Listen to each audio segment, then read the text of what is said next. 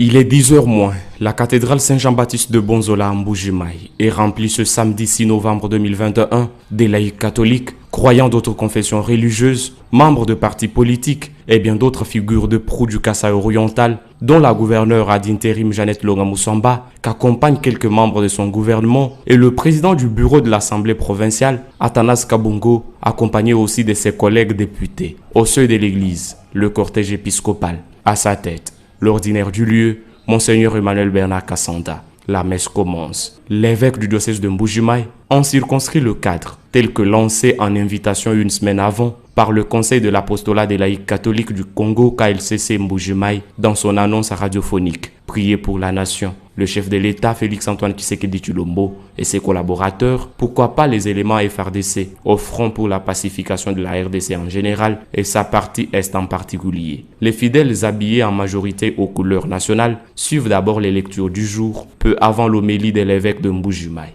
Monseigneur Emmanuel Bernard Kassanda marche sur les pas du Saint-Père, le pape François. Il vante d'abord la force de la prière et invite les participants à prier pour Félix-Antoine Tshisekedi Tshilombo, chef de l'État, pour ses collaborateurs et les FRDC, afin de vivre la paix tant espérée. Le développement qui est le nouveau nom de la paix, comme nous le déclare le pape Saint Paul VI, sera le fruit de nos prières humbles, ardentes et incessantes vers Dieu en faveur de nos populations. Quand on prie, il faut le courage d'avoir confiance dans le fait que le Seigneur nous écoute, le courage de frapper à sa porte, car quiconque demande reçoit et qui cherche trouve. Et il sera ouvert à celui qui frappe. Priez impérativement pour la nation, pour nos dirigeants et pour nos forces de l'ordre qui sont au front et gages d'une paix réelle chez nous. Que le Seigneur soutienne et bénisse notre chef de l'État dans toutes les actions qu'il mène pour le bien-être de notre peuple. Qu'il soutienne tous les efforts de nos gouvernants, décideurs politiques et de nos forces de l'ordre afin que la paix règne sur toute l'étendue de notre pays et que par leurs efforts quotidiens